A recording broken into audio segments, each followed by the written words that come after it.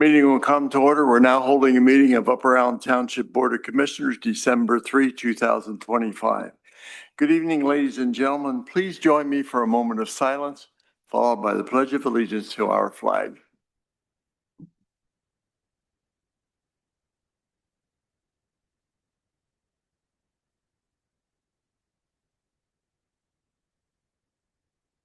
Thank you.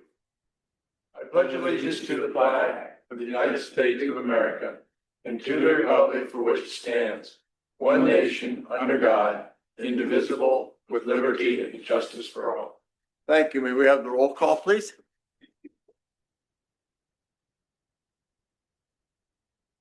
Present. Present. Present. Present. Okay, thank you. By way of announcements, we did have an executive session prior to the meeting for some client legal advice, no action taken. This meeting will be live streamed for those who wish to attend virtually. A recording of the meeting will also be available afterward for anyone who cannot join in real time. With our meeting materials, we have the minutes of November 5. Are there any questions, additions, or corrections?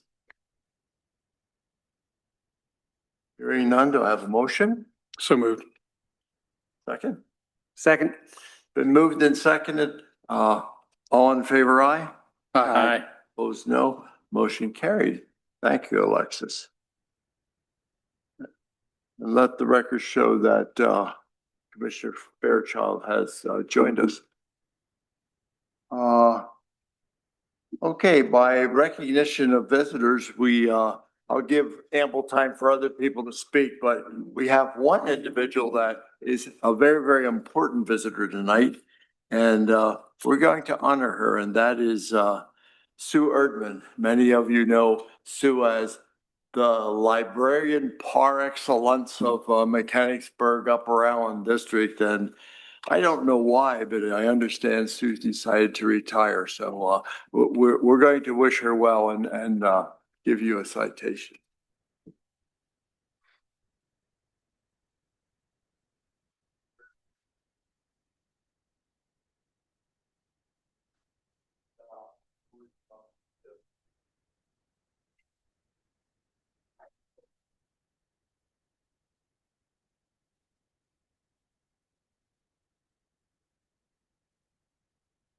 Okay, this is a proclamation honoring the distinguished career of Ms. Sue Erdman by the Upper Allen Township Board of Commissioners, December 3, 2025.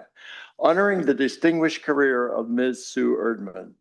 Whereas Ms. Sue Erdman has dedicated nearly 4 decades to public library service in Cumberland County, beginning at Bosler Memorial Library and serving as Executive Director of the Joseph T. Simpson Public Library since 1996. And whereas under Ms. Erdman's leadership, Simpson Library completed multiple capital campaigns, expanded and renovated its facilities, and most recently opened the Learning and Book Sales Center, reflecting her vision, strategic planning, and commitment to community growth. And whereas during Ms. Erdman's tenure, annual circulation rose from 292,144 items to 845,406 items. Wow, that's nearly 4-fold. And the library earned PA&O Standards of Excellence status, strengthening operations and elevating service to residents. And whereas Ms. Erdman has been widely respected across the Cumberland County Library system for her thoughtful leadership, collaborative approach, and enduring impact on libraries countywide. And whereas Ms. Erdman has also served the broader community through lifetime involvement with the Mechanicsburg North Rotary Club, the Mechanicsburg Area Community Foundation, Downtown Mechanicsburg Partnership, and the Mechanicsburg Chamber of Commerce. And whereas Ms. Erdman's contribution have been recognized through numerous honors, including the Leadership Cumberland Outstanding Alumni Award, the Downtown Mechanicsburg Partnership Person of the Year Award, and the Rotary Club's Chucker Hiller Award. Now therefore, be it proclaimed that the Upper Allen Township Board of Commissioners hereby recognizes Ms. Erdman for her distinguished career, outstanding leadership, and lasting contributions to our community. And be it further proclaimed that the board extends its sincere appreciation and best wishes to Ms. Erdman on the occasion of her retirement. Sue, congratulations, and we wish you luck.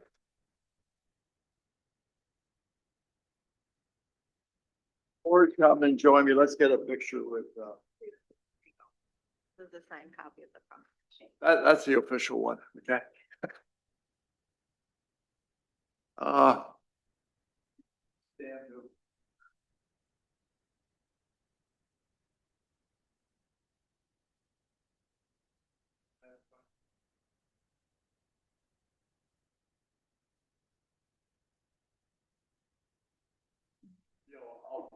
let's be doing it.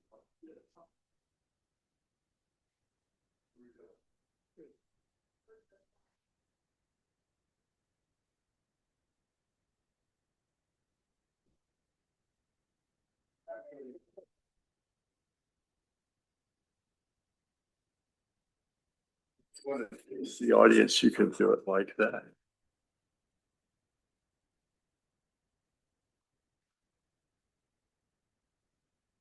Thank you very much for the recognition. 40 years sounds so much longer than 30 years. I appreciate the honor and have been blessed and fortunate to have a career that I have loved. Most days have been wonderful. Couple days in and around, usually budget concerns were not so wonderful, but overall I've been so fortunate. So a lot of that is due to people like you who have supported the Simpson Library with your financial support and saw the importance of the library for your residents. And for that, I am eternally grateful. And not all of the libraries can say they have the kind of municipal support that Simpson has. So thank you for that. I have the pleasure tonight to introduce you to my successor, Elizabeth Seidel. She goes by Lizzie, so she's going to come up and just give you a quick update. Oh, thank you.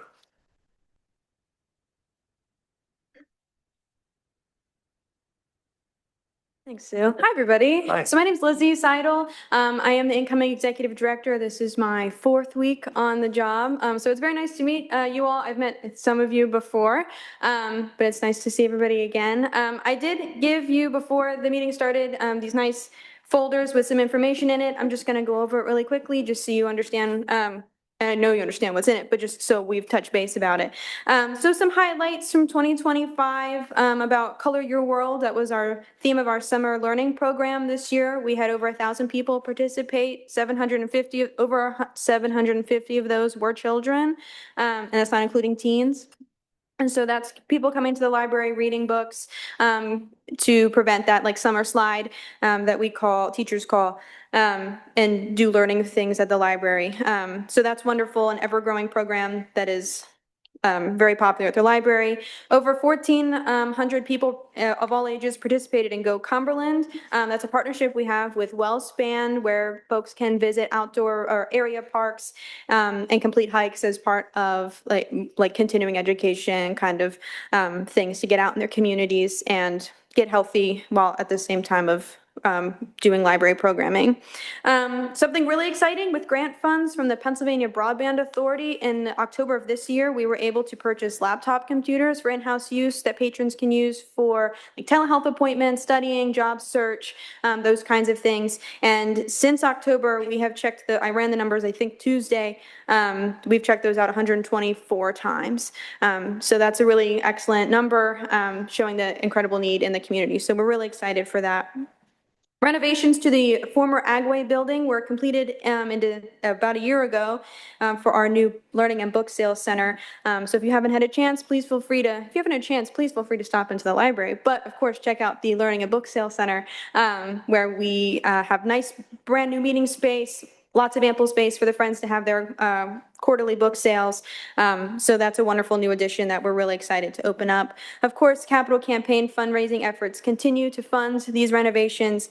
And then we have developed a 2025 to 2027 strategic plan, which is also included in the folder. And you can also find it on our website if you are interested in looking digitally. This will guide us into the future, kind of show what priorities we're looking at for the next couple years. So I'm excited to start working with the board and the staff on implementing those. Our annual report from 2024 is in here just to kind of see an overview of the numbers, what your support is going towards. And I'm hoping to have in quarter one, probably late quarter one, a 2025 one out for you to look at for with more updated numbers. So, but those are 2024. Stay tuned for the rest of it. Of course, just some more information about the library, and then my card is in here. If you have any questions about the library, want to come take a tour, want to come get a library card, I don't need to be willing to do that, but I'm happy to do it. Just keep me sharp on my skills. Please feel free to reach out. I'm happy to meet with anybody to talk about the library and talk about how you're supporting your local library. And like Sue said, I'd just like to reiterate, I've worked at a number of libraries. It's rare to see the municipal support that Simpson has gotten, and that's thanks in part to you. So I want to also express my thank you for that. So I don't want to take up too much of your time. If there's any questions now, I'll take them. If not, you know now how to reach me. We do. Yes. Well, thanks. You have big shoes to fill, but I Yes. see your enthusiasm will carry you through, and I think we continue to anticipate great positive things for this community through the Thank you. library. Thank You're a you. great asset. Thank you so much. Yes. Welcome aboard. Thank you. Thank you. Any questions? Okay, well, thanks. Let's honor Sue again.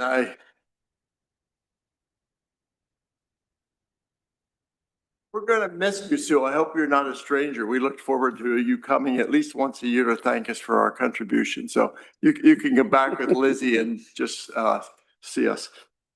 Okay, we have the consent agenda that was distributed with our materials bills in the amount of $807,847.01. Are there any questions? Yeah, Mr. Martin, Yes. I don't quite have my notes pulled up yet, but We I can- believe there's an issue with the leaf pickup and so forth. And I believe the purchase of part of the leaf gathering equipment is in the bills to the tune of $200 and some thousand. Are you talking about the swap loader that we just got? Yeah, Yes, so we just got that. That's its service, but just it's delivered not, yesterday. it's not quite helping us yet. Is that? Yes. It's outside right now. It takes 5 minutes to swap the beds out if we need to switch it for leaf collection once the weather changes. Okay, I thought I heard something from Corey or in an email that don't the operators have to be trained or there's kind of a learning curve to use it? Is that the case or not? So this unit, the first unit we bought has dual drive. There's two steering wheels. And so when you're operating, picking up leaves, you slide to the right-hand side of the cab and you can look down there. The new unit has a TV camera because they don't make dual drive units anymore. So they just have to learn to use a TV instead of driving from the right-hand side. That's the only significant difference. And how many drivers are we going to have that are going to go through that? It's one operator per. While they're picking up, it only requires one operator, as I understand it. I think he was asking how many people are getting trained to be Oh, that to one run? operator, yeah. Yeah, I don't know. but we're straying beyond the bill itself, but the bill is in there. So thank you. Okay. But thanks, we'll take action on that, but you have a good segue. I want to go back to leaves. Any other comments or questions on the bill? We have, To approval. I have a motion. There's a second. Second, The move is seconded to approve the consent agenda. All in favor, aye? Aye. Those no, motion carried. But thanks for the segue to the visitors, to the leads, because we do have visitors. We already recognize the folks that are here from the library, and most of the other folks are here to speak about an issue that's on the agenda for A. But Elaine Bieber wants to talk about leaves, and I wanted to bring those up early in the meeting if there was concern about that, because we've gotten some letters and information about that. And is Susan here? Or I'm sorry, Elaine, rather. Is Elaine? There you are. Do you mind coming up and addressing the board with your concern?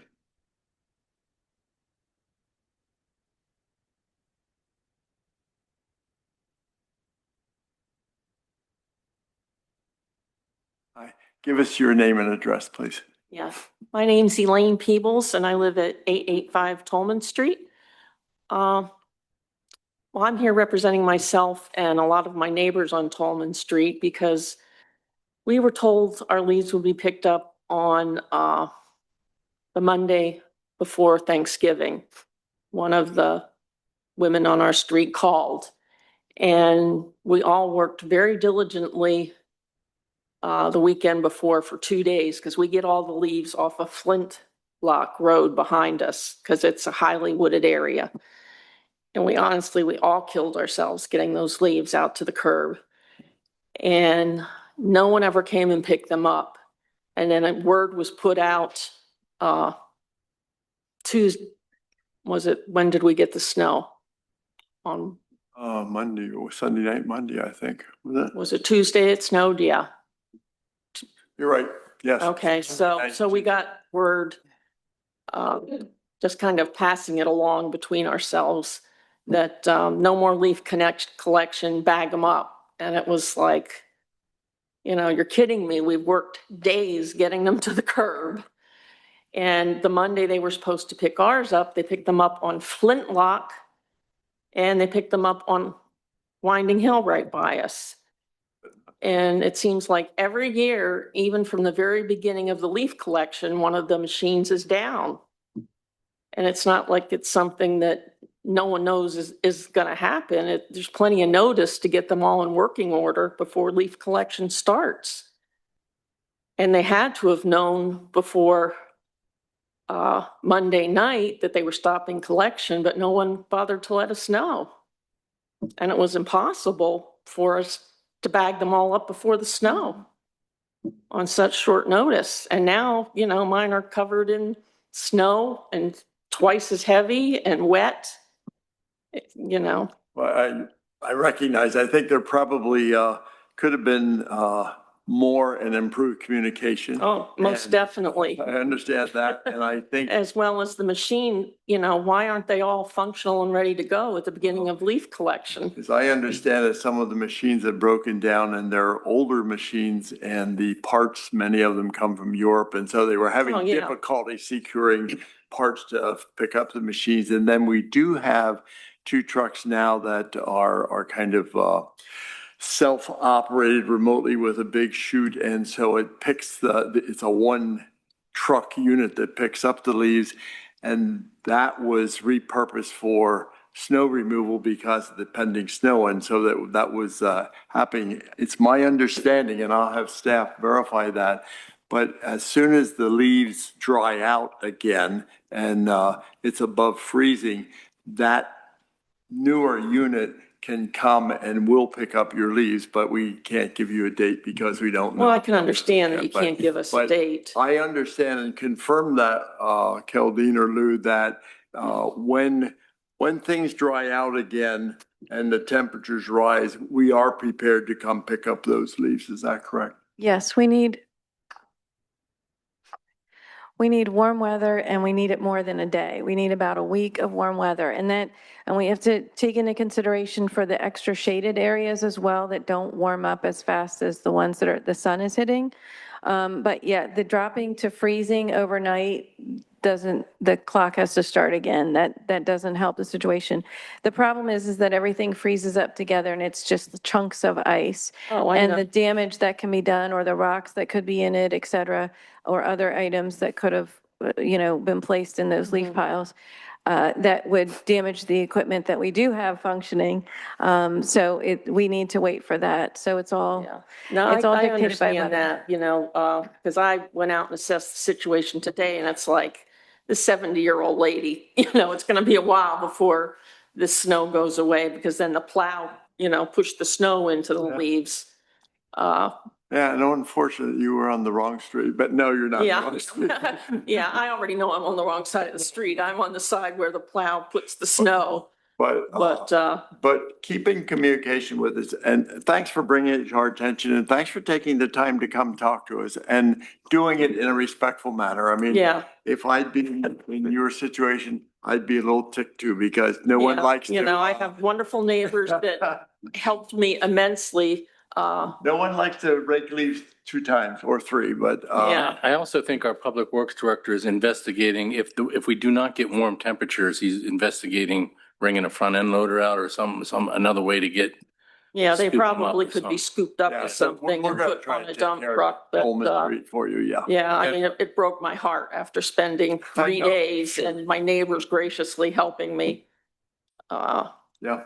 And it's not just me, like I said, our whole neighborhood was like crying. Sure. And you're not alone. There's a number of neighborhoods, but just for clarity, in September of every year, all the machines are inspected.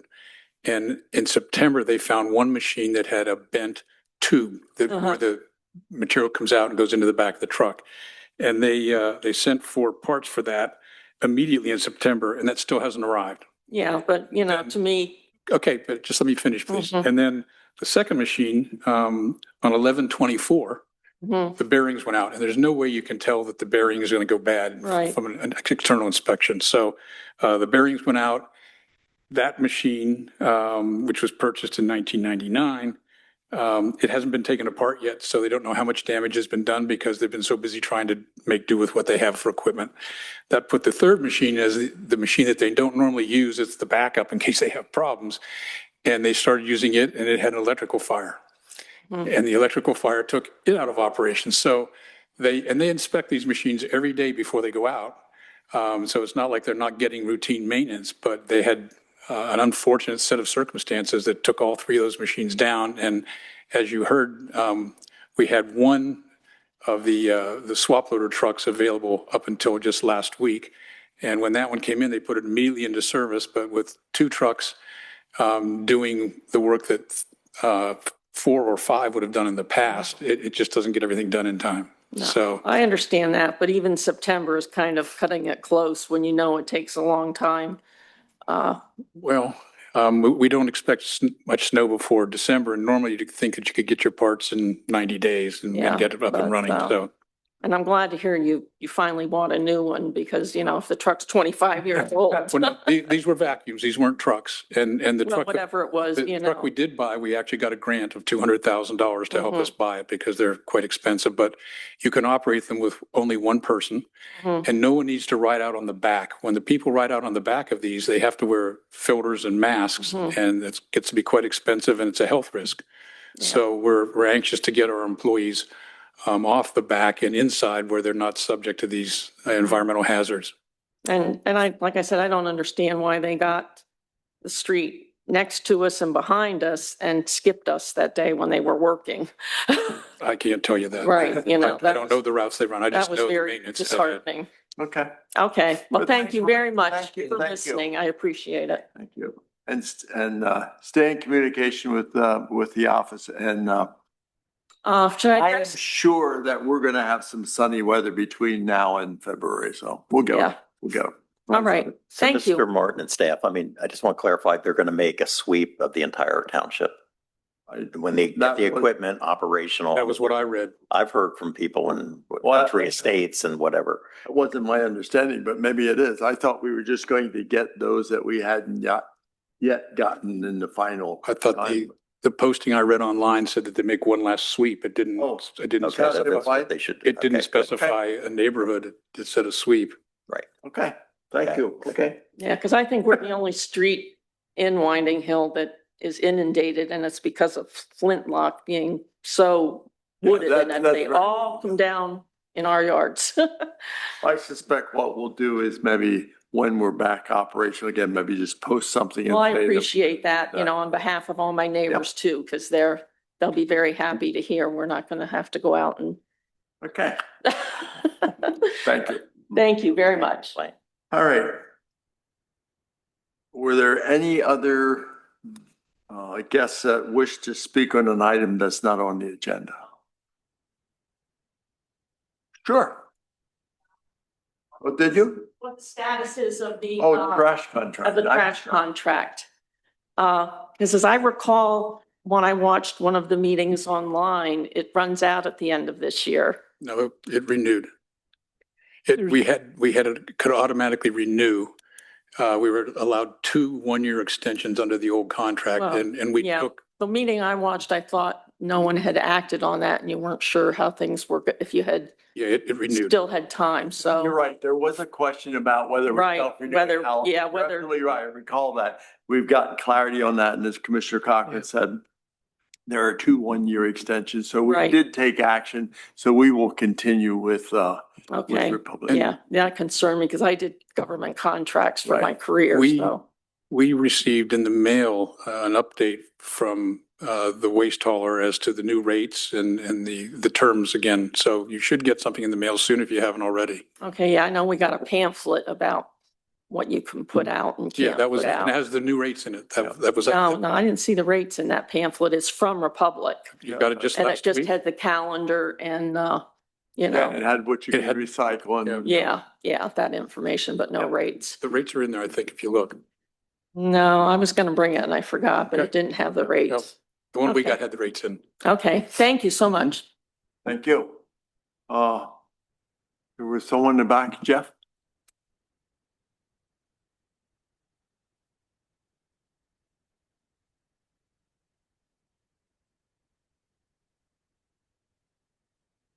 Jeff Williams, 334 East Meadow Drive. It is my pleasure to extend my thanks and the thanks of the Park and Recreation Advisory Board to Commissioner Castranio for his support over the years, and particularly the last year as a liaison to the Park and Rec Advisory Board.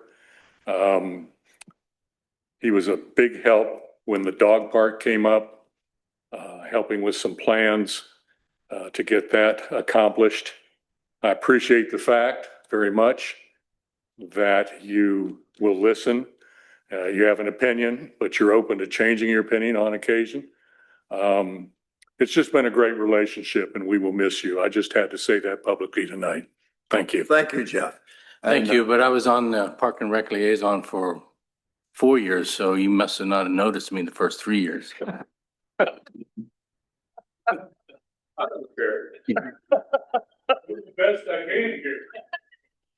Jeff, we all knew that you were speaking. As long as you've known Castranio, you appreciate him, right? All right. Wow.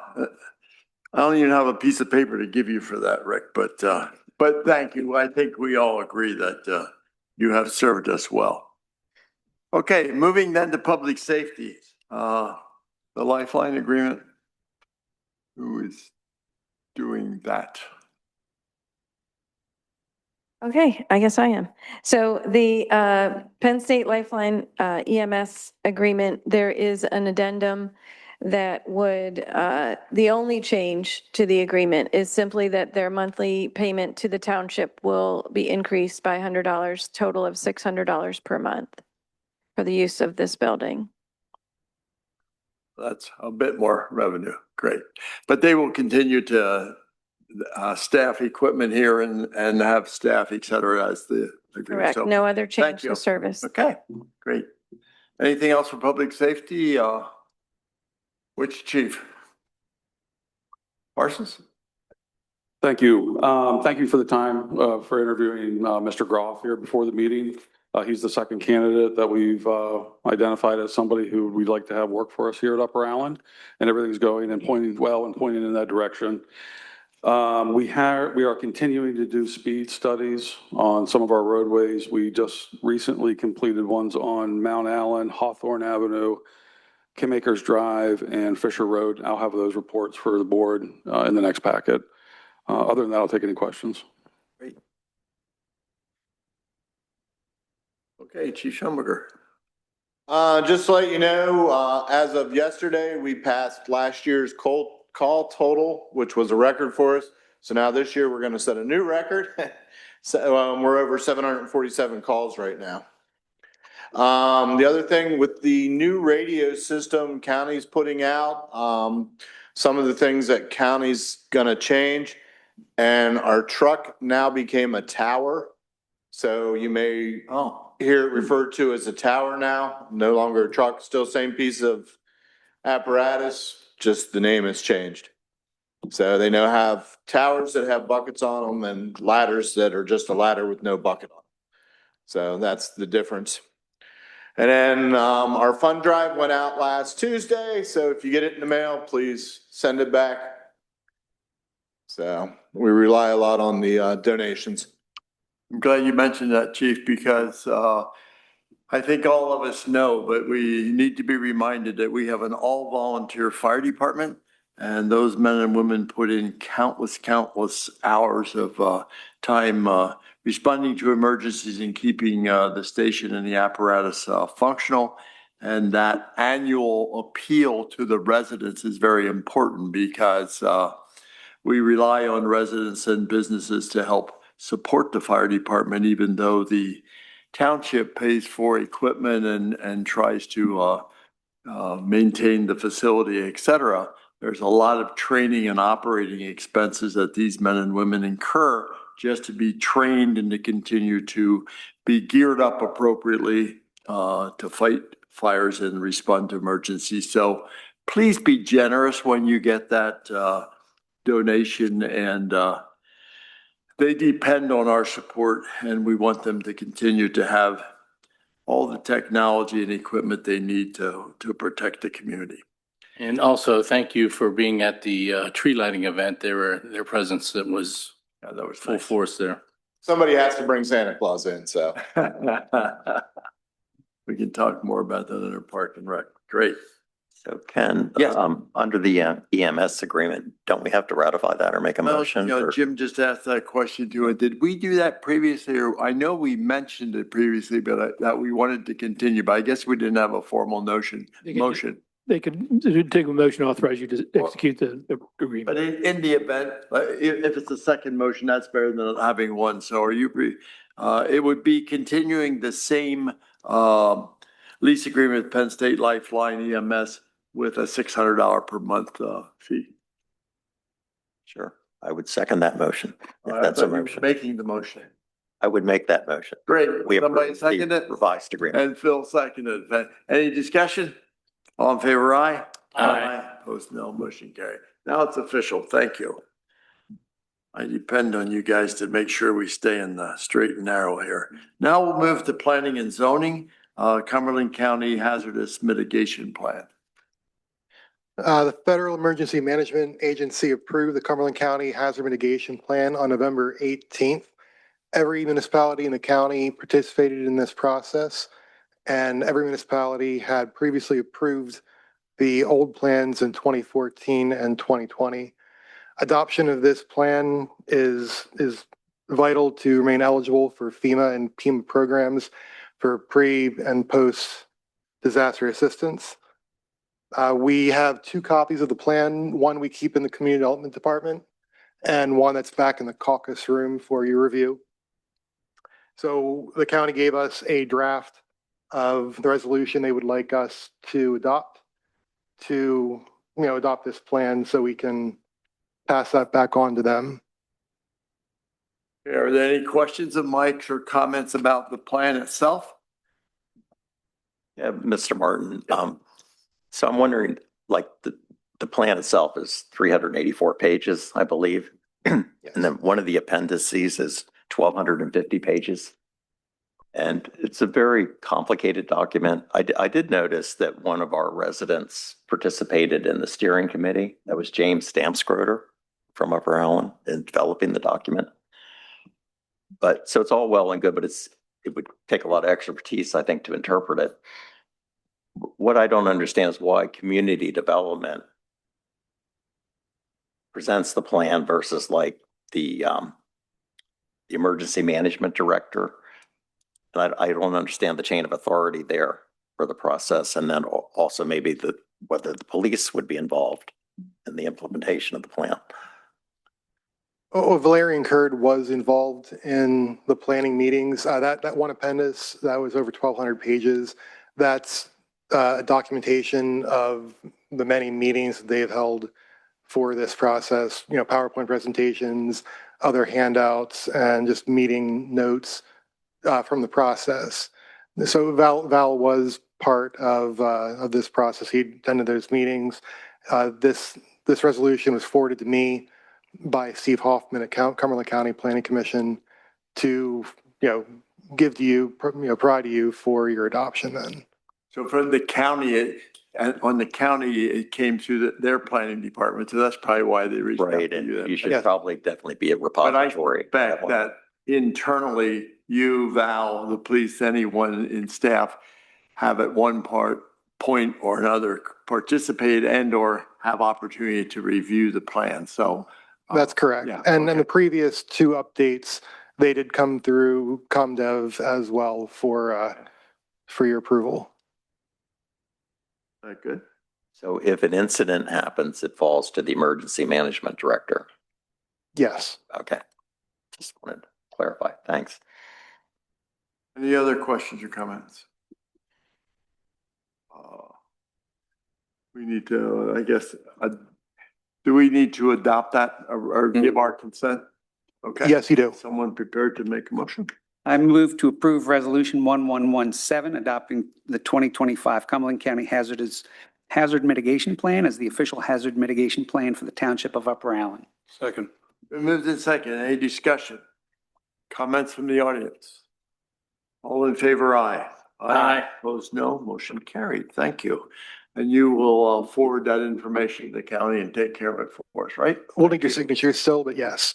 Okay, and then we have consideration of a time extension for Pine Creek Structures. Pine Creek Structures is not ready for their plan for presentation to the Planning Commission yet, so they've granted us a 90-day extension to continue the process. Which takes us till when, Michael? I'm sorry. End date of March 26, 2026. Thank you. Okay, so the applicant has offered any questions or comments from the board before we, Well, it hasn't even been, yeah, we wouldn't even know anything about it. I mean, well, it's just a matter of we want to accept their extension. you know, what problems are they having? It's a simple pad, isn't it? The review comments are very extensive on this one. They've got to do a lot more to get it to a process where we're ready to even put it before the Planning Commission. So the proposed action is to accept their time extension to March 26. Is anyone willing to make a motion? So moved. Is there a second? Second. Moved and seconded. Any discussion? All in favor, aye? Aye. Opposed, no. Motion carried. You can communicate that to the applicant. Okay. 897 Tolman Street. Mr. Thomas Spar wishes to put a shed in the back of his property. It's within the 50-foot development setback of the Orchard Glen PRD development. No structures are allowed in this area by right, so he's going to be asking the zoning hearing board for permission to keep it 5 feet off the rear property line. I noticed in his application that he indicates that several of his neighbors have sheds back in that area. How did that happen? I'm not sure. I haven't seen those other ones. I'm going to have to take a trip and walk through that area to see what's going on. Thank you. So this is given to us for information. It'll be going to the ZHB at the next meeting, and we are free to offer any comments or advice to Michael as he represents us. But there's not specific action required of us tonight. So the people that live in Flintlock, they'll be notified? They've been notified who are adjacent to this property, and one has already responded with a letter approving, well, giving their consent to this project. Thank you.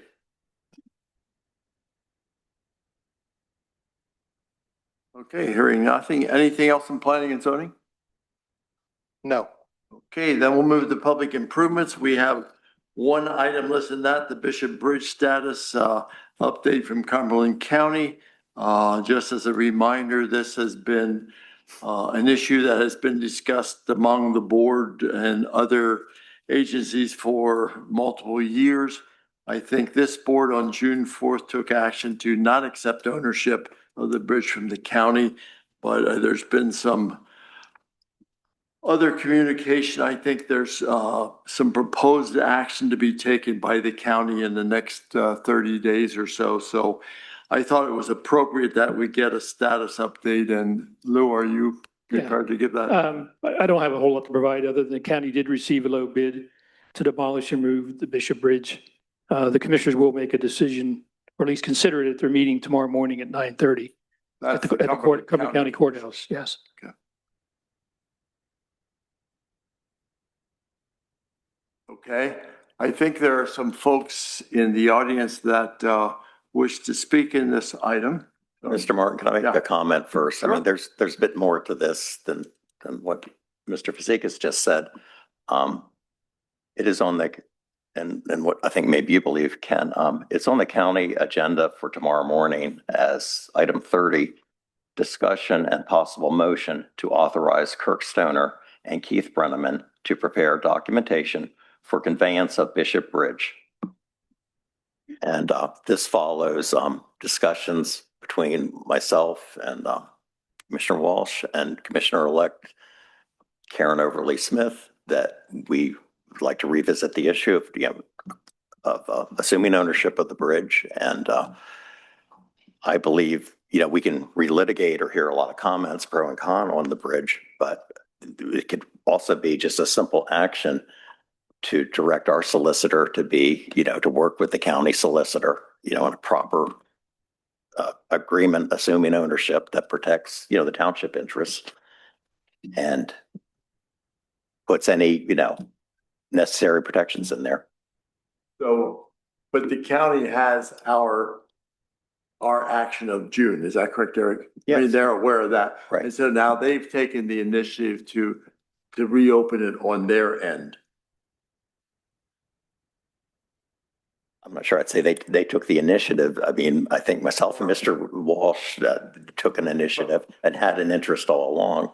And obviously there's pros and cons, so there's different opinions, but Right. we've had an election and we could have a smooth transition. This is, I think, part of a smooth transition. And I'm just trying to understand the process. what? Okay. Okay. Oh. Fine. So there's really not. Well, and this is an update. So I don't foresee us taking action, although I think certainly we can have comment and we can have input, but it really will be the county then tomorrow morning that's taking the initiative. It's on their agenda, correct? But there's residents here that wish to speak to the issue, and I really do want to hear that. Sure. And I'll Same here. Yeah, just wanted to better board understand. members too. I will indicate that I think there were about 7 residents that have given letters to the Board of Commissioners, some favoring the keeping the bridge, others favoring demolishing the bridge, but we have those letters on file. Our Secretary Alexis will include them as a addendum to the minutes of this meeting. So we've received those from you folks. Well, I don't know you folks, but from people in the community, and we recognize them and are going to include them in our records. Just for clarification, we Yes. received 7 letters, but they weren't all from residents. Some of them were from people who lived outside the township. I stand corrected. Yes, I do recall one that I read that admittedly said they were from York County. And there may be others, Jim. Let me restate that. We received 7 letters. Okay. And by my count, there were 5 in favor of Upper Allen taking ownership and 2 against. I don't have that information, Eric, but I have nothing to. I think it was 3 residents, 2 non-residents, were in favor and 2 residents were not in favor. Okay. So Well, 3-2 for residents. so I'm going to ask the audience, anyone can speak, but the people that have signed up, and then I also will give opportunity to the board. Did you, staff, want to add anything at this point or? Okay, this is the way. I just want to make sure that everyone is in agreement to have at least an open discussion. Jeff, it looks like you signed up first.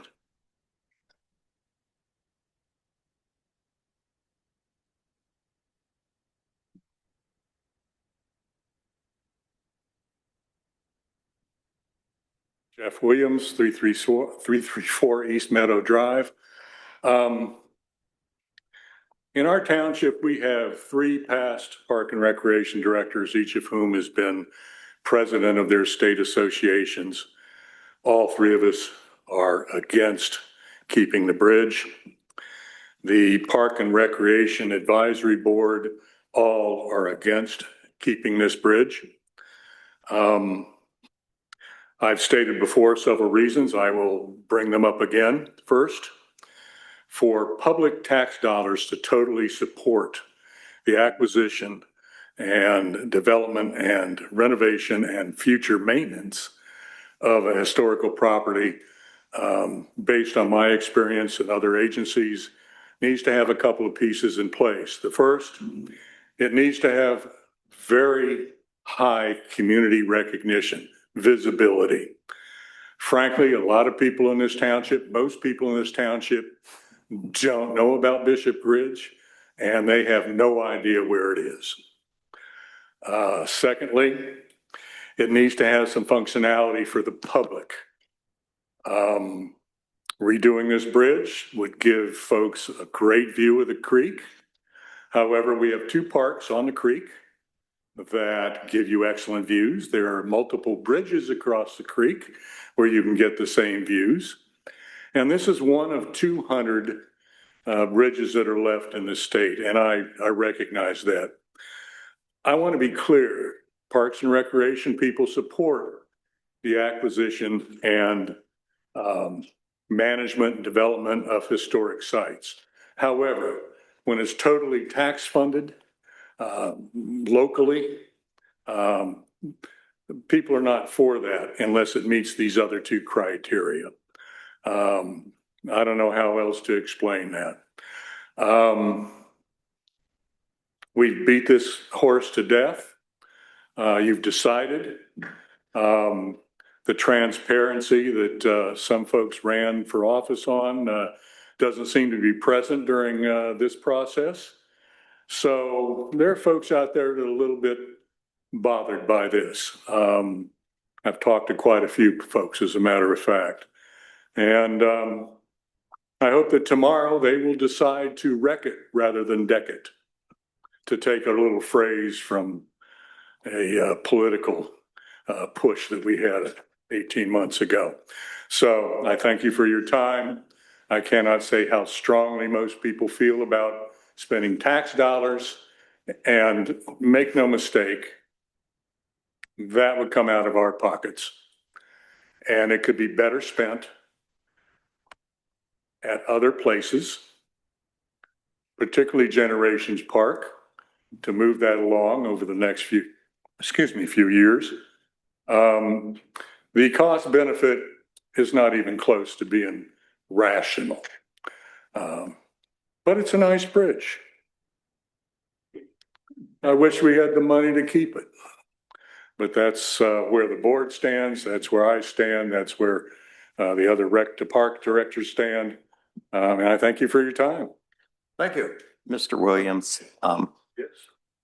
several months ago, I showed you some pictures of the what's called the emergency access road that was built by the county, linking Messiah University parking lot out to Bishop Road.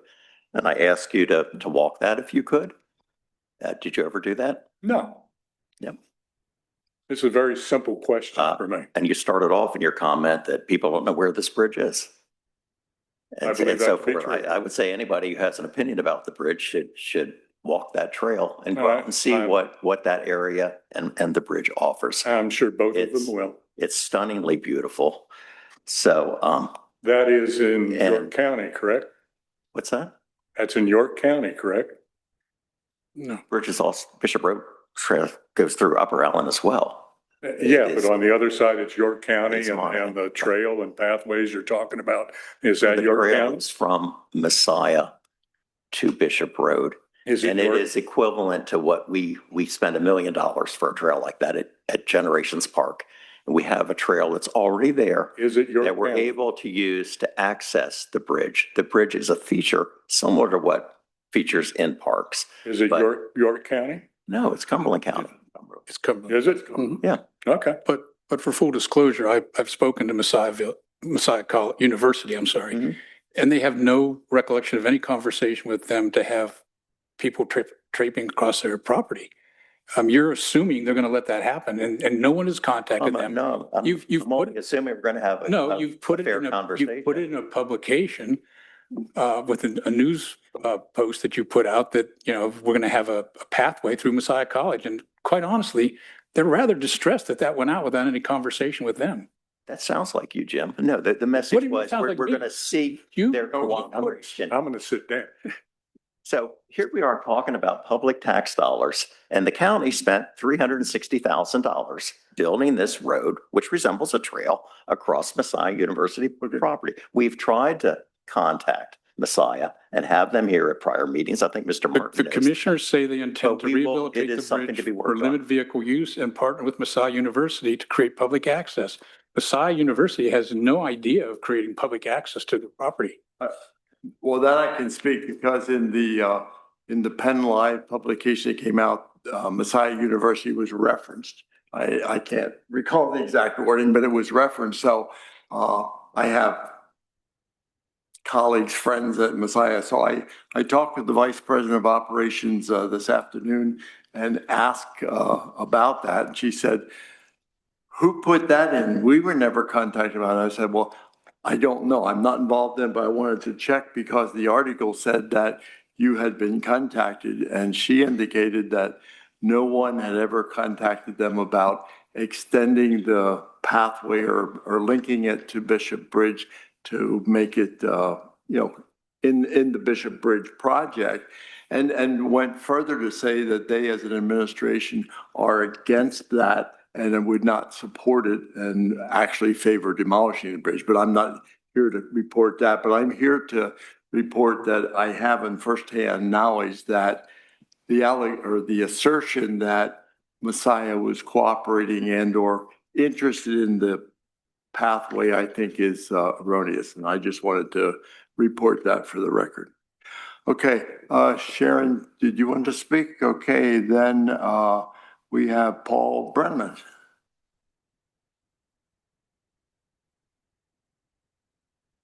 Good evening, gentlemen. Paul Brenneman, 2020 Stumpstown Road. I'm not the elegant speaker, Mr. Williams or former Commissioner Rigney were, but I cannot believe we're here again. I mean, it's incredulous to me that, and we have our two commissioners on the end. Commissioner Walsh, he started this website or page that, people were for it.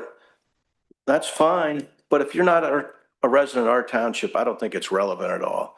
They're not the ones that are paying for it. We're paying for it. And then I remember at one of these other meetings, Ms. Bailey, she wanted to start looking for grants. This has been going on for 11 years. I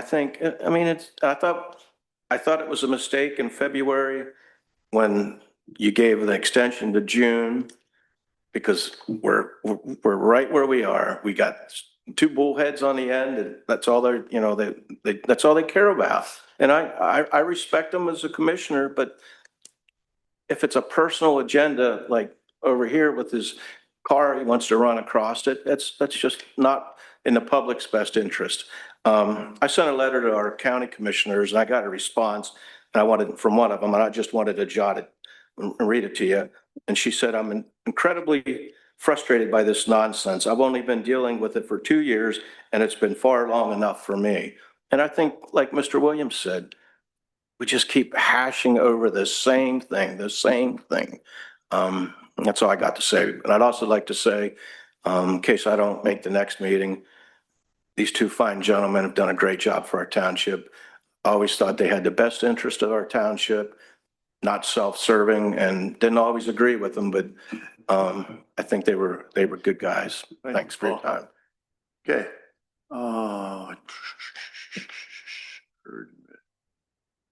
Sharon Howard, no. David Miller.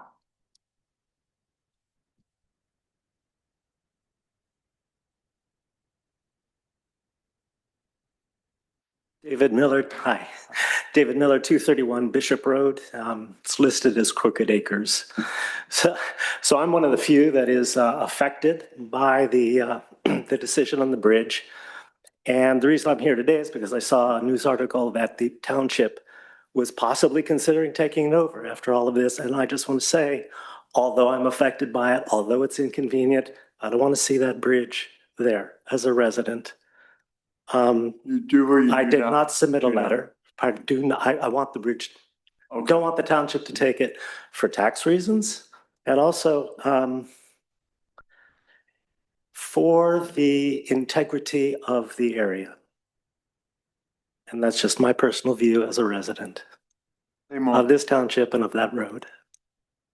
So I hope that that voice at least matters. I didn't submit a letter because the township had already taken action. So I hope that means something anyway. And also just as a resident of the township, to see the township after having decided, then maybe consider turning around and changing that decision. That would raise a lot of questions in my mind concerning the township commissioners. David, could I just ask a follow-up? I think you said you don't want the bridge there to protect or preserve the integrity of the area. Yeah, integrity is not a good word. The quality and character, let's put it that way. Yeah. Okay. Okay. That's it. Thank you. Sir, Thank you. how long have you lived? Since 1999. Okay, thank you. Is that long enough? Thank you. Paul?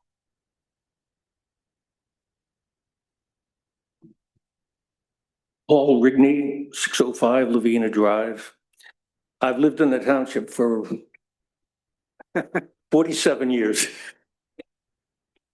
I had planned on talking about some other things, but what you discussed earlier is totally nonsensical.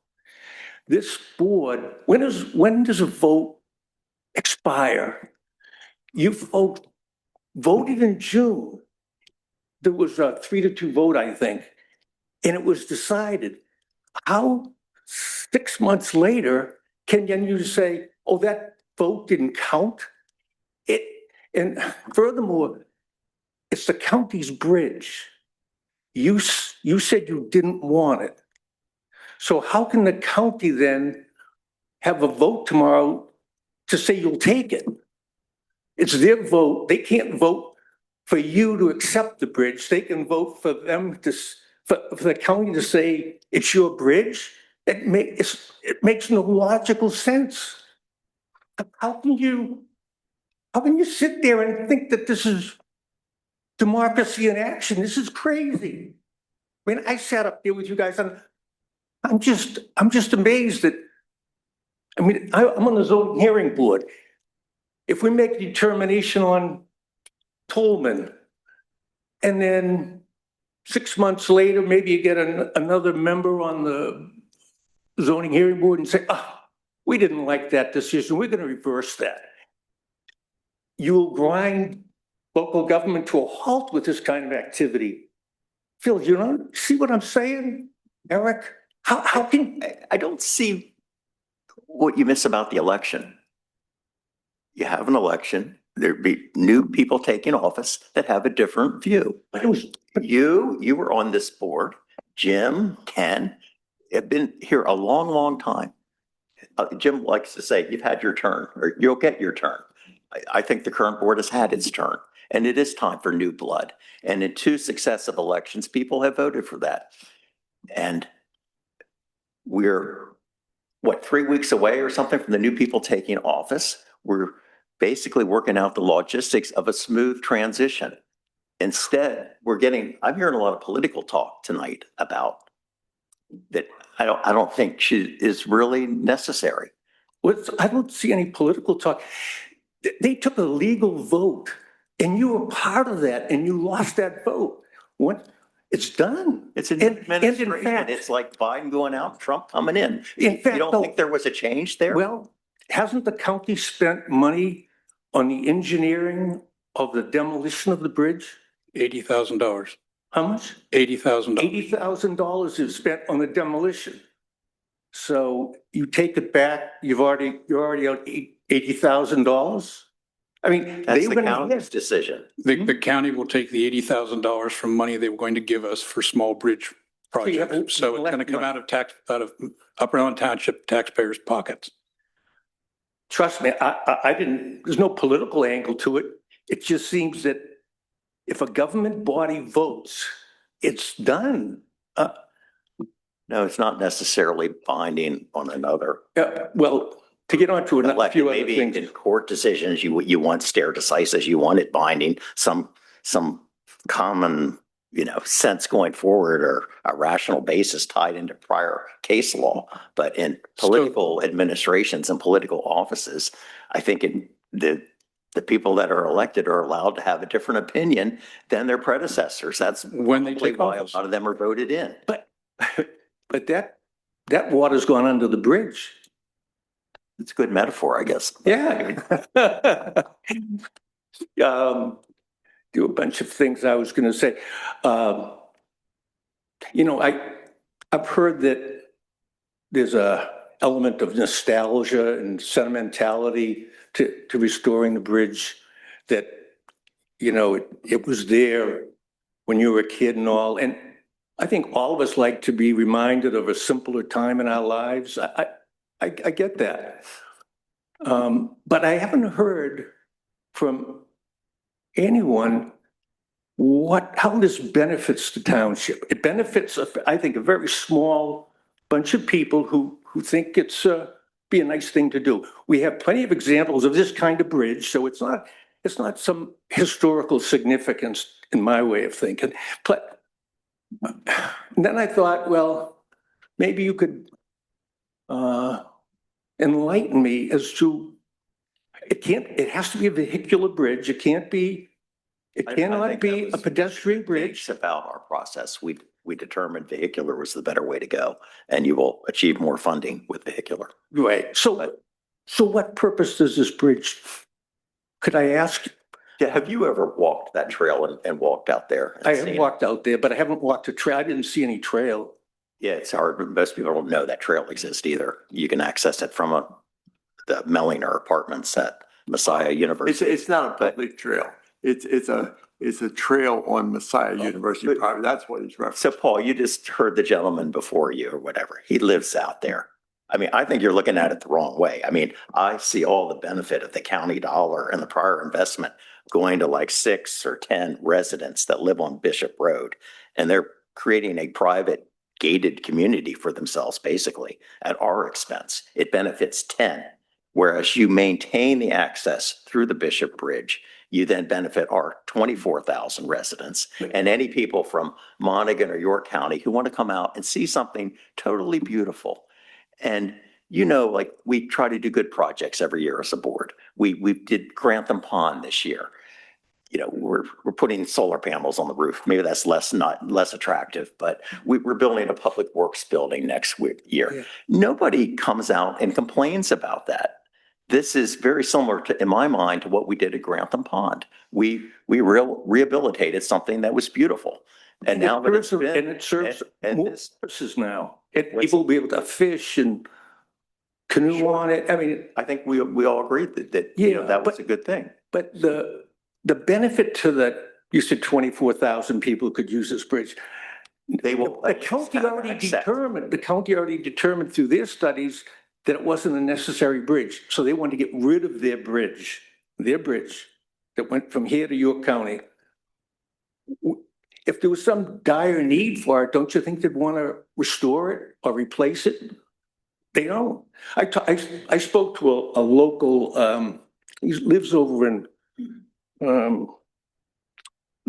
Orchard Crest. He's an environmental engineer. And he's pretty well acquainted with this whole program. He watches it on TV and all. And he said the best thing the township could do for the environment is take out the abutments, take out that bridge, and you'll improve the creek.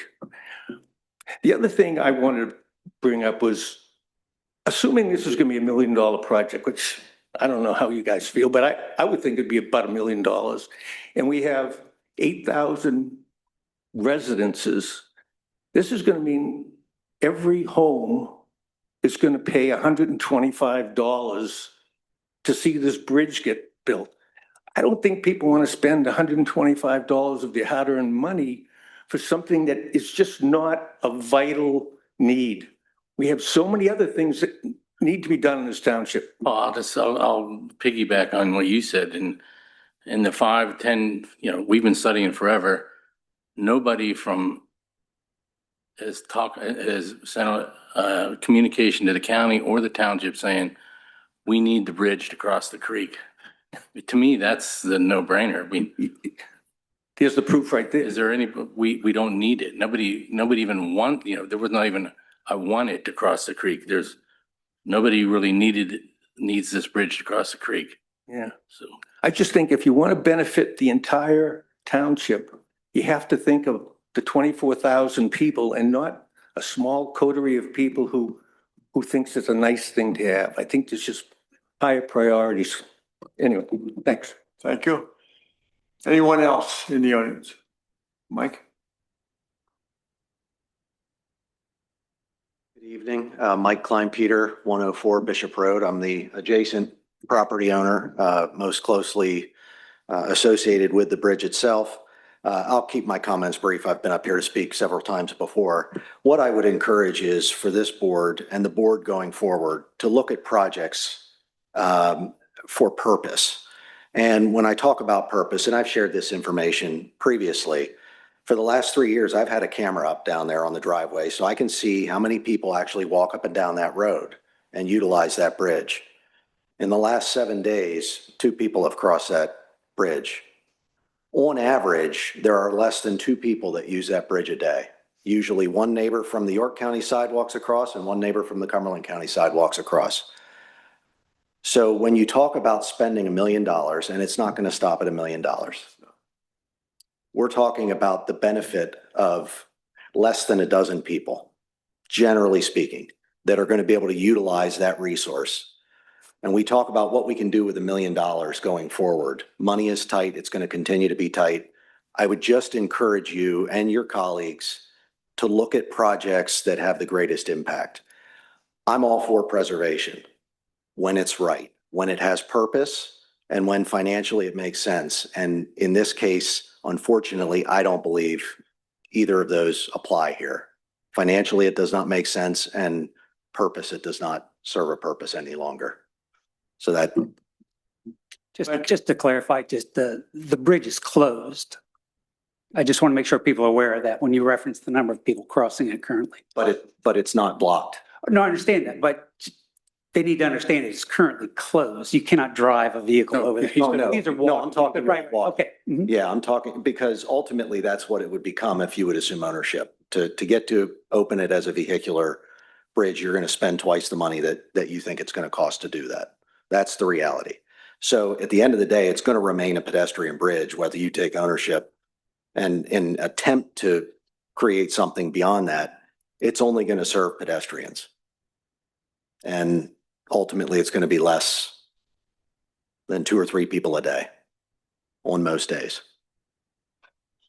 So that's it. You just brought up an interesting point that's not directly germane, but I'm curious, and maybe Lou, if you've talked to the county folk, if the county transfers ownership to the township, would they do so with any kind of condition that it has to be a vehicular bridge, or don't they care? They just want to get rid of the asset?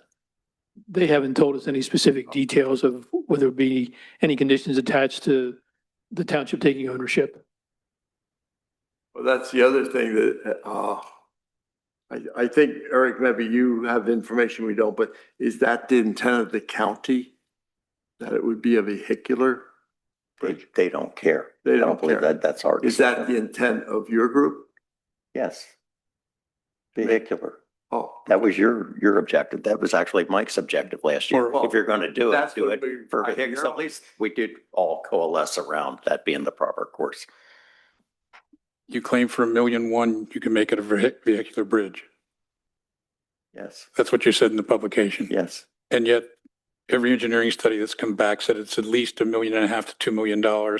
And that $1,000,001 that the last presenter came in and made, which we all agreed wasn't a valid bid, was for a 14-ton bridge, which means no school buses and no emergency vehicles can go across it.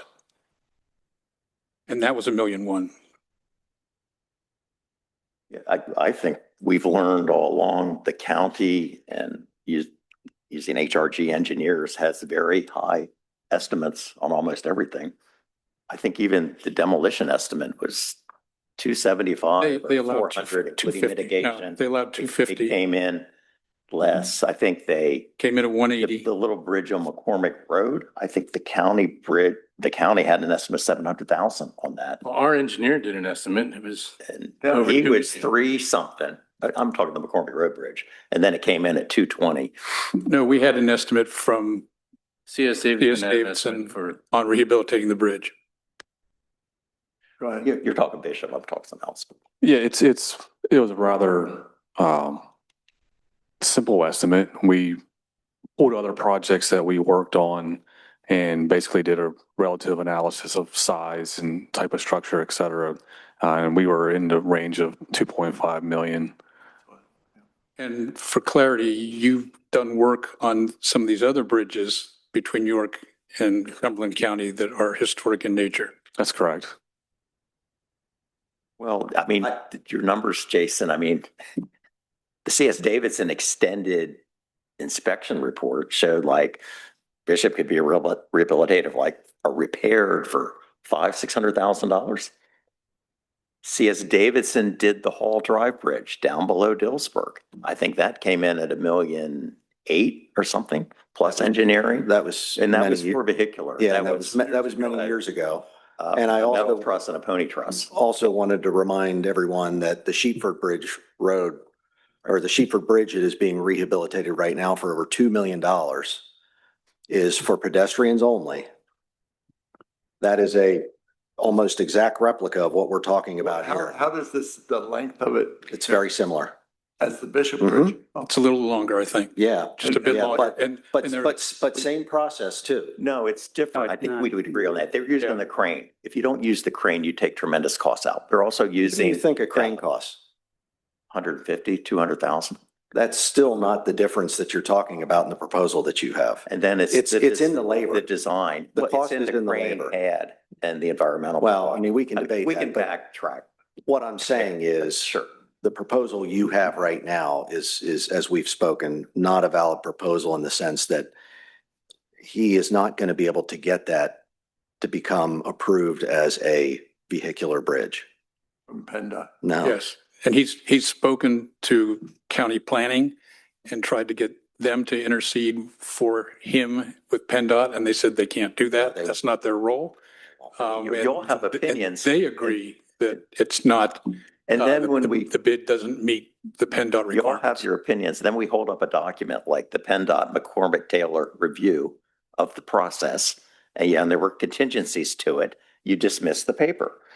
And then when we hold up a photograph of this same contractor taking apart a bridge by hand in winter for Cambria County, it is again dismissed that it's possible, even though the photograph is right in front of you and it was witnessed by the PHMC and Janice Links of West Shore Historic Society. So I don't understand this disconnect of, yeah, we all have opinions, but when there's documentation to just dismiss it. And it may Because talk about he really could not get. the approval elephant in the from room, PennDOT. that's your opinions, because I don't think you've researched it enough. I We give you asked credit, him Jim, for to get approval. checking with the, one of the competing firms that does the historic preservation of the bridge, Box Steel out in Michigan, Mhm. which is nice to know there's other people in the field. But if it really comes down to money, And this whole taxpayer thing, the bridge got turned into it wasn't our budget last year. Ginny stepped down from the board. It became a political thing and a political, just thing to carry on about the waste of taxpayer money and so forth without ever really looking into the actual funding streams and where the money comes from. And the county is very transparent. It's on their website where they get their money from, which is primarily from the $5 fee that's tacked onto our registration. They also get money from the Marcellus Shale Fund that the state gives to each county. There's an Act 44, there's an Act 26, Act 99, that's the registration. Act 13 is the Marcellus Shale. So they are willing to give us some of this money that we don't have No, access they're to. not. Yeah, they are. No, I spoke with They- Kurt they Stoner have said- today, and no commitment has been made to Upper Island Township for any No. funding at all from the county.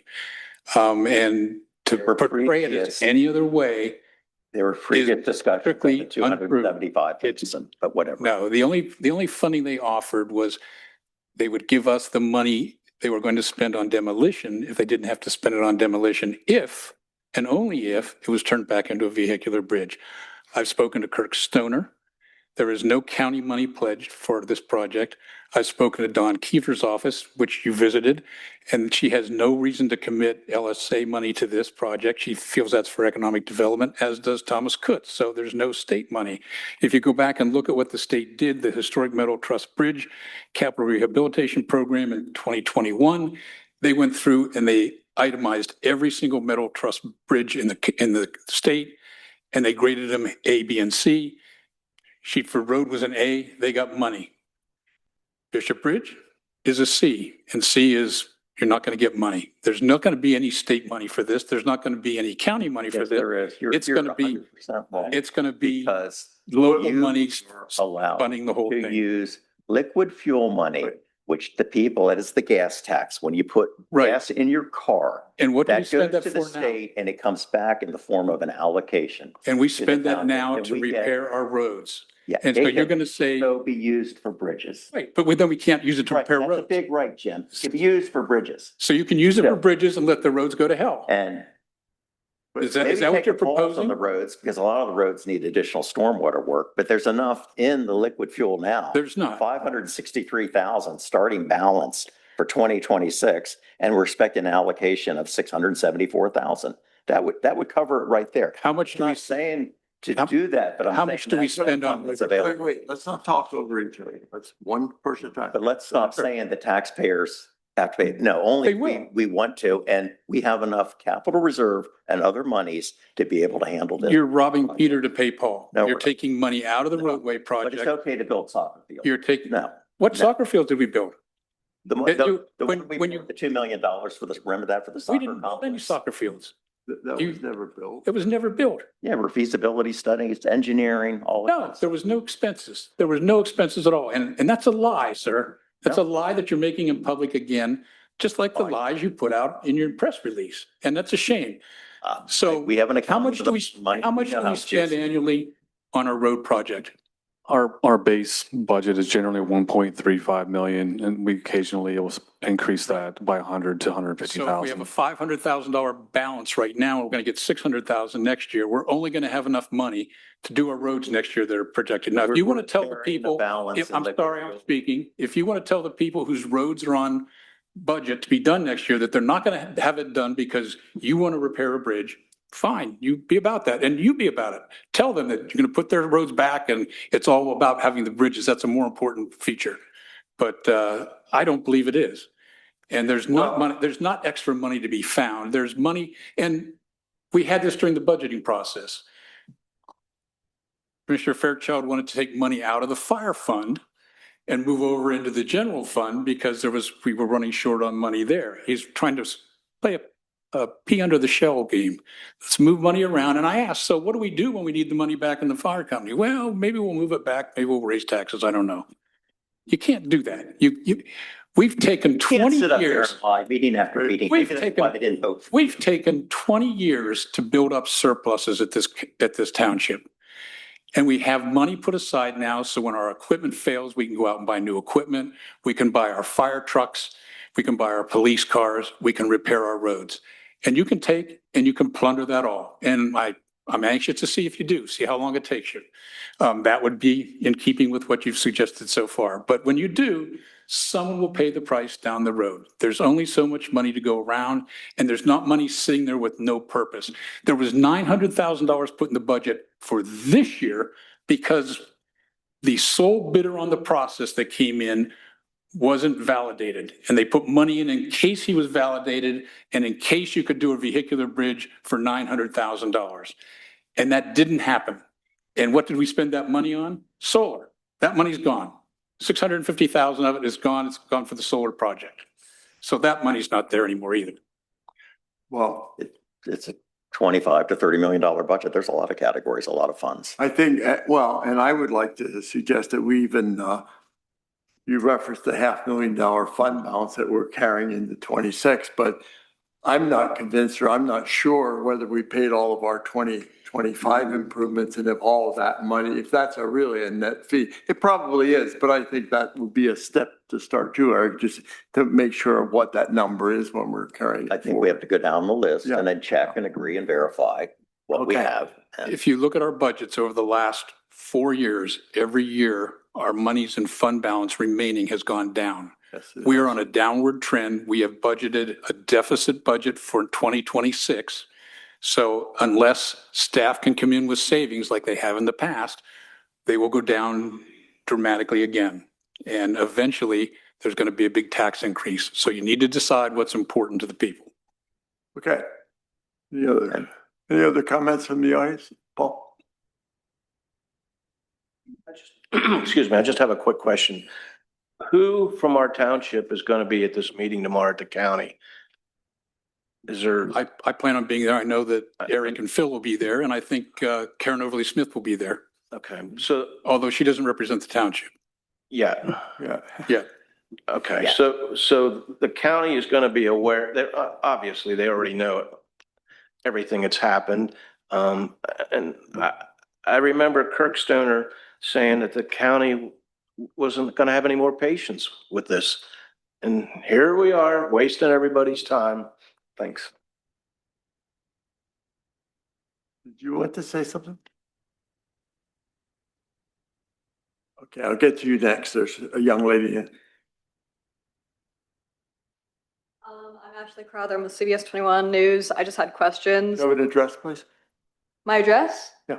I'm from York. New York City. Springfield Ferry Township. Okay. Lakes Grove. I had just a few questions for the news. Well, I'm sorry, could we do that after the meeting if you want to introduce? Why can't she speak now? Why?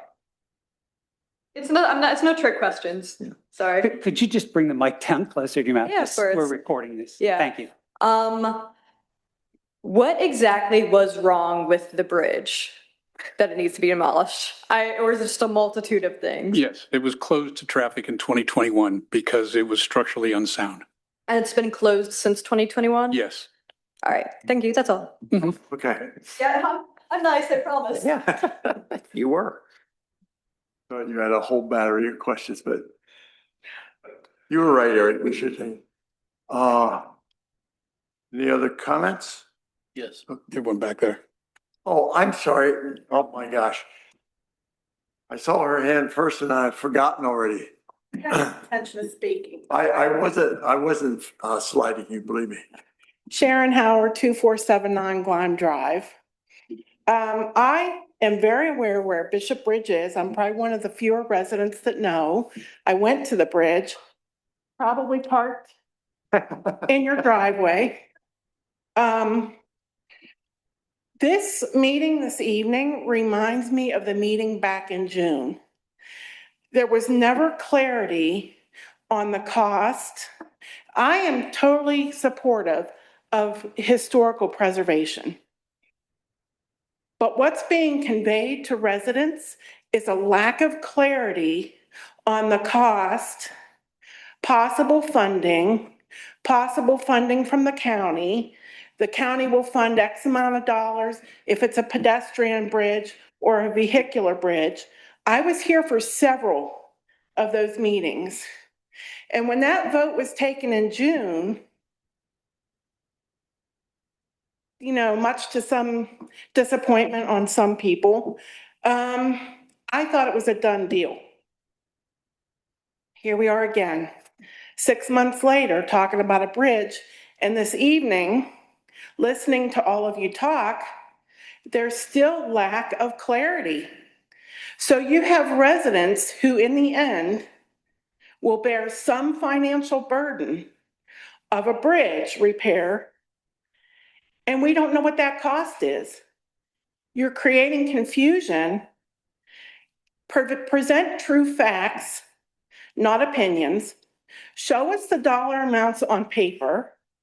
Let us talk to the people who claim they can do it for X amount of dollars. Again, don't put something out there without that clarity. It's my tax dollars, their tax dollars that are going to do this ultimate repair should that decision that was made back in June now be reversed. Personally, I don't have an open checkbook that if you need more money, I'm going to write you a bigger check. Not going to happen. And if my tax dollars go up, I'm going to be ticked off.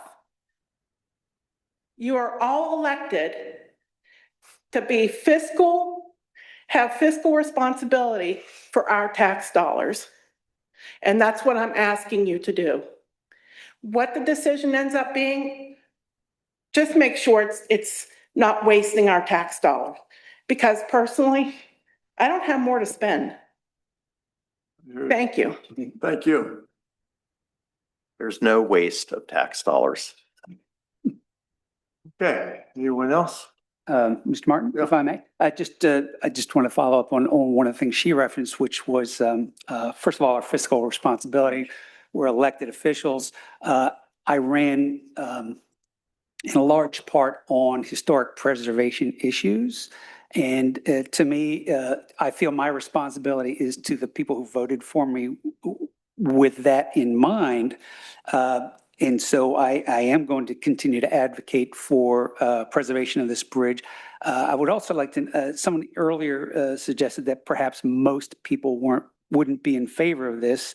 And I would disagree with that. I think most people voted for Eric and I at the time, and they would be in favor in this. There have also been several online petitions, interestingly enough, and while they in and of themselves wouldn't carry enough weight to go one way or the other, I do think they shed some light on what people generally feel about this type of thing. The petition to don't use taxpayer money to restore Bishop Road Bridge received 16 signatures, 16. And I just found out today, I didn't even know this was out there. There was another petition, Save the 127-year-old Bishop Road Bridge Before It's Too Late. That got 29 signatures, almost twice as many. And then, of course, the Save the 1898 Bishop Road Bridge petition, which got 359 signatures. And yes, some of those people are not in the township. But that bridge also spans into York County. A lot of people pass under that bridge as well as over it in terms of going down the Yellow Breeches Creek. And we've made references on a number of occasions with regards to how proud we are that people come from other areas to visit our parks. So I don't think we need to exclude a petitioner just because they aren't from Upper Allen Township. I believe the vast majority were within the local region, maybe not in the township itself, but the majority of them were from the township. So that's all I wanted to add. As I said, I would like to honor the sentiments of the people who voted for myself in continuing to advocate for to save this bridge. Okay. I'd like to say something, if I may. I was going to say something, but you may. Okay, so I'm restating my position on the Bishop Bridge discussion to clearly articulate my concerns regarding the use of Upper Allen taxpayer money and the dissemination of non-vetted financial information. I'm not opposed to saving the Bishop Bridge, but I am strongly against utilizing Upper Allen Township taxpayer funds for its preservation. I do oppose the public circulation of purported renovation costs and project plans when they have not resulted from a legal public bidding process. These figures are unsubstantiated and should not be presented as final or authoritative. This issue dates back to November 2014, involving numerous meetings and man-hours that have been previously documented. The key decision was made on June 4, 2025, when this Board of Commissioners declined to accept the ownership of the Bishop Bridge from Cumberland and York counties on a 2-3 vote. I believe the project should be undertaken by a private advocacy group similar to the Friends of the Sheepford Road Bridge in Lower Allen Township. I would note that Commissioner Fairchild was participating in this group as far back as June 2022, but did nothing to create a similar group for Bishop Bridge. And I do have pictures here I'll attach to document his participation. My decision was further solidified by the fact that the sole bid received for restoration was incomplete and did not satisfy PennDOT requirements. I feared that once the township took ownership, we would be compelled, as the saying goes, in for a pound, in for a penny, in for a pound, to spend whatever was necessary regardless of the final cost to ensure the bridge's integrity and safety. Due to the 6-month delay required for permitting, engineering, and bidding by Cumberland County, this issue is resurfacing just before Commissioner Castranio's and my terms end. Commissioner Fairchild and Walsh, along with Commissioner-elect Karen Overly Smith, appear to believe this timing grants them the authority to undermine a legal vote taken by this board on June 4, 2025. I fundamentally disagree with this assessment. Furthermore, I believe that the interference of a resident, Karen Overly Smith, who is not yet a sworn official, may be legally questionable. Ms. Overly Smith will assume her authority on January 5th, 2026. Until that date, she is afforded no legal protection or authority available to an elected official and should not be interfering in the board's current legal discussions. My position remains unchanged. I'm ready to conclude this discussion and focus on other topics facing the township. Thank you. I wanted to mention that I think Josh, our solicitor, will also be in attendance tomorrow at that county meeting, just so that I wanted that complete information. And so, What's that again? Please say that again. You're instructing the solicitor? The solicitor is going to be there tomorrow, yes. On whose instruction? On mine. Huh? Why aren't we taking a vote? So is this the solicitor going to be instructed to cooperate with the county? No, the solicitor is going at my request. What gives you the authority to just push the solicitor around? And the solicitor is also often directed not to respond to my inquiries or to provide case law or to provide a legal update of what the legislature is doing. What are you talking about? I think you're vastly exceeding your authority. I mean, they're welcome to come, but it's not your decision alone to be directing the solicitor. It's supposed to be a majority vote of the board. I suggested, Eric, when I knew that residents were going and there were some board members going, and I suggested he go to represent the township or be there in the case there was any legal questions about action we've taken to date or anything procedural. He's not going to deliver any message. He's not going to, for an express purpose other than to protect the interests of Upper Allen Township, and that includes you. Yeah, that's why I think he should be directed tonight to be cooperating with the county. Are we giving him that direction? He is going as an observer, yes. No, he's going as because we took action, we've had hearings, and he is going to make sure that we are not misrepresented. He's not going to take a position. He is going to make sure that he was not represented. Oh, I saw you held the microphone, but you don't have to say anything if you don't want. No, I agree with that statement. I'm not going to make any type of statement on behalf of the township tomorrow. I was just going to observe what happened. I mean, it's on the agenda that they're going to possibly convey ownership of the bridge to the township. So I wanted to observe that discussion. And just for clarity, Mr. Fairchild, I asked him that in order to protect and make sure that we as a township were represented truthful, truthfully with integrity. Nobody gave you and Commissioner Walsh authority to go represent us at the county, which you are doing because you are seen as representative of the township. And we never voted or nobody ever instructed you to do that. And I'm not interfering with that. But don't you think it's a little strange that you're allowed to go and represent the township, but our own paid solicitor isn't? You can't represent the town. We only have authority if there are three of us that And you- agree on anything. Because you've already negotiated, I understand, a deal that will take a vote in January, and then the decision might change, but you are already orchestrating that, it's my understanding, so you're representing more than just you and yourself, or you and Commissioner Walsh. Mr. President? Yes. If I may, sorry. First of all, I would very much appreciate the solicitor's presence. Thank you, Phil. I would also like to say, if he's being paid for those services, that probably should have been run by the board at some level at some point. Do you think, wait, let's hold off here. Do you think every time the solicitor is engaged to do something, it's board action? Our manager, our community development director, our engineer, they consult with the solicitor on a daily basis. That's what they always But you're the board, you're the board president. Yes. I understand And the I felt for consultations the on a regular basis. For the As interest a of the. courtesy, I should say. Let's say, in my opinion, as a courtesy, Yes. that would have been nice. And I do appreciate the fact that he's going to be there, so. That I appreciate, Phil, and I accept that, and in retrospect, I should have done that and not wait till now. But I don't think I usurped my authority by asking him to go. So thank you for agreeing on that. Eric somehow doesn't, but. And just one thing to add, I didn't know anything about this until 4:00 today. So the decision was not, you didn't have a lot of time to confer with the other commissioners. But I still should have said that in executive session or something. And the reason I did that, because there's a lot of information flowing around in terms of Penn Live articles, Facebook stuff, social media stuff. I guess, I don't know, did Mr. Fairchild invite you tonight? No, the young lady in the back. My new director told me to be here.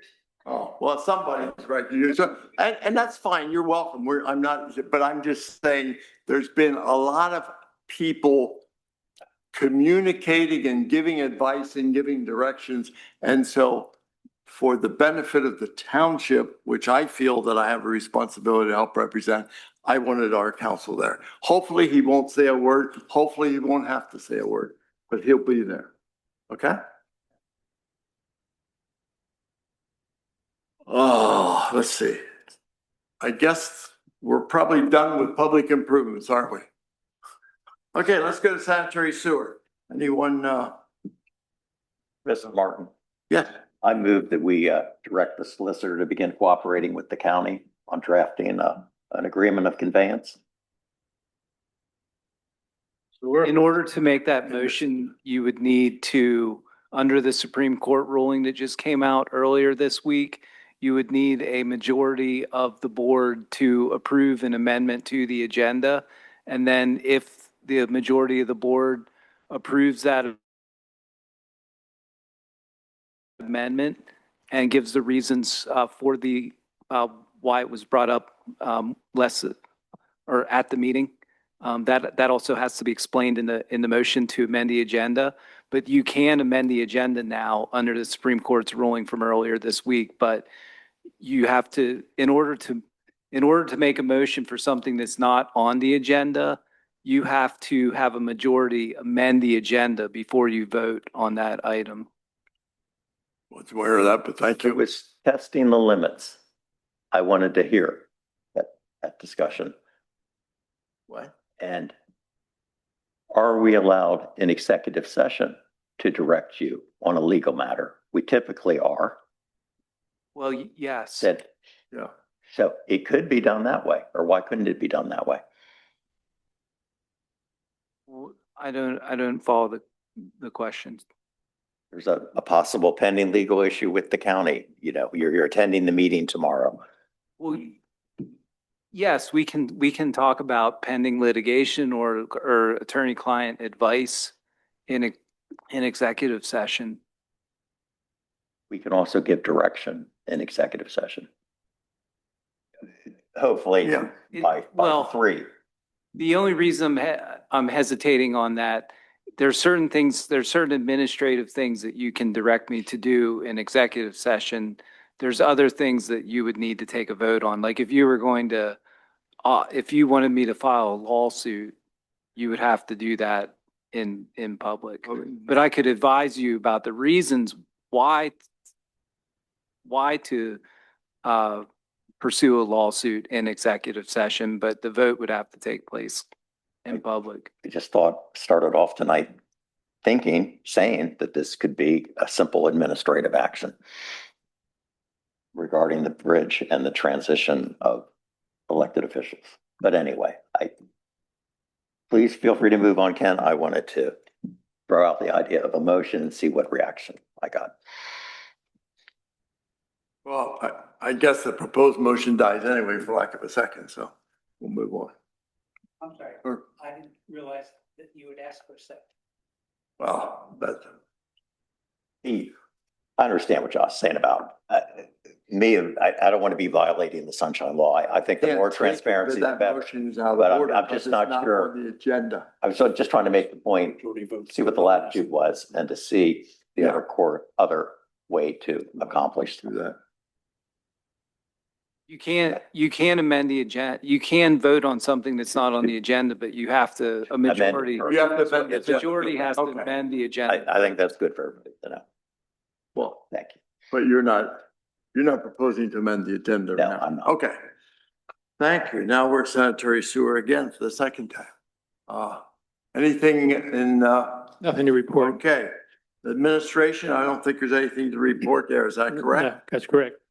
And Park and Rec, I'd like to at least make an announcement that many of you were there. I see some familiar faces, but on Sunday night, we lighted, turned the switch on the Christmas tree, and it was a phenomenal event. The weather was nice, a little chilly, but we had fun. There were food trucks there. There was a group of, I guess, high school students playing instruments. They were festive. But I just want to say again publicly, Alexis and Chad and Eddie, and who did I forget? Those are the main 3. Park staff. And the park staff and the fire company was there. I guess Public Works helped set up the tree after it fell over. But our staff did a phenomenal, it really did. Our staff did a phenomenal job. And I'm not sure, listening to us, we may not get a commissioner's award, but I'll tell you, I will challenge anybody in Pennsylvania to put up a municipal staff that's as good as our staff. You won't find one. And so when you do fun things like that, it just makes me feel good and say, damn, these people really got it together. So thanks again, staff, for having that party. Okay. Is there anything else in Parks and Rec? Yeah, Ken, can I just announce our upcoming events? Sure. Okay, so on December 13th, we are having, that's a Saturday from 4 to 8 p.m. We're having an indoor game night. That's to benefit Extra Life, which is a division of Children's Miracle Network. We'll have board games, giant Scrabble. We're doing a cornhole tournament to raise money. And then there will be 4 Hershey Park tickets up for grabs to whoever donates the most that night. Then on December 20th, we have a Paws for Claws event. That is going to be where people bring their pets in. We're going to have Santa. We're going to have a whole Christmas scene, and they can take pictures with their pets with Santa. That's from 9 to 11 on December 20th. And then also January 14th, we have the encore presentation of the Birds of Prey for Bird Town. Also related to Bird Town, we changed the cadence of our meetings recently because it wasn't working for me because they were the day after these meetings. So we changed them to Wednesdays at 8 a.m. And the next one is December 10th. Great. Bird Town, December 10, 8 a.m. That's correct. And we also are offering that as a virtual option now too. So going forward, people can Zoom into the meeting. Great. Anything else for Park and Rec? Solicitor update, anything? Tax collection, I don't. Mr. Bond, Yes. what do you think the status is of the Supreme Court ruling on stormwater? Now that They it haven't, keeps being delayed and I'm sure they'd admit to looking at the political calendar, but weren't all those justices reelected? well, there were not, they were retained. So I mean, the majority would say, I don't know what would be holding it back. I don't know if you could add some color to that, or it seems like a lot of people are waiting. Judicial deliberations are completely secret. You don't know what happens until the decision comes out. I would assume, based on the length of time that they've taken to issue a decision in that case, that there's a significant disagreement among the justices in how the case should be decided. Because it's like going on a year or something. It's not unusual for the Supreme Court to take a year to issue. I think it's more than a year, and I think that the public needs to know that if they decide that it's not an appropriate use of a fee, then property taxes are going to go up because there's still a mandate to do stormwater. There's an argument, though, that situation in Westchester is to be interpreted very narrowly, and that it's not going to have a statewide impact. There is a chain of thought on that. There's also thought, like you said, that if the stormwater fee is determined to be a tax, then that means that entities that currently pay that fee that are tax exempt will not have to pay that fee, and that cost will have to be passed on to taxpayers. Thank you. Good. With respect to COG, just so everyone puts in their date book, January 19 is our annual meeting and annual dinner. So you'll have more information on that. I don't think MAB has met, correct? And I don't think we have any announcements from the state association that I'm aware of, other than just to announce that Alexis and Keldine are looking at the state associations that we belong to and the ones we don't, and just so we have an understanding of that, at least for the board too, that as we go for training and other services, we'll know whether or not the municipality is a member. Is there any public comment? We will have an executive session to discuss some client solicitor issues. We may take action. Okay,